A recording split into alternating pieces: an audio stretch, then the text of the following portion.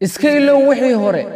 waxay u baahan tahay geesinimo inaad iska ilowdo wixii aad soo martay wixii ku dhaawacay wixii ku dhibaateeyey wixii murugo iyo ceel ku baday shaqo aad weyday guri kaa gubtay xiriir kaa xumaaday iyo saaxiib ku qiyaamay iyo wixii la mid ah waxay u baahan tahay geesinimo inaad iska ilowdo wixii aad soo martay waxay u baahan tahay geesinimo inaad garwaaqsato in wax kasta ay sabab ku dhacaan waxay u baahan tahay kalsooni inaad aaminto waxa kaa horreeya inay ka wanaagsan yihiin wixii tegey waxay u baahan tahay geesinimo inaad iska cafiso dadka haddii aadan baran inaad dadka cafiso ma faraxsanaan kartid horay uma dhaqaaqi kartid had iyo jeerna murugo iyo caro ayaa deris la ahaanaysaa haddii aad weli ka cabanaysa wixii aad soo martay waxaad waxyeelaysaa nafsadaada oo keliya waxaad luminaysaa fursad dahabi ah waa inaad kala doorataa inaad horay u socoto oo aad nolol cusub bilowdo iyo inaad ku noolaato xusuusta wixii aad soo martay iyo ka sheekaynta taariikh tagtay tani waa go'aan adiga keliya aad gaari karto marnaba gacantaada ku baabi'in noloshaada waxaad u baahan tahay inaad bilowdo nolol cusub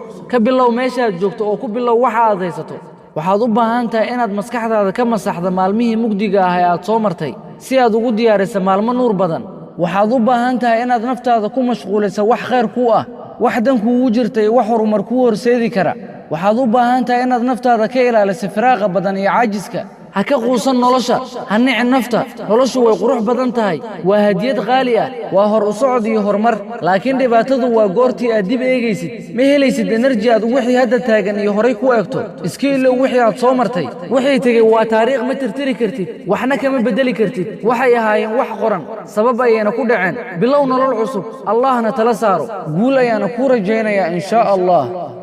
أمضي على سنن الهدى وعن المبادئ لا نميل بالعزم نجتاز المدى ونسابق الدرب الطويل افرض وجودك في الحياة وكن كما وقع المطر وانثر حروفك في السماء نورا كما ضوء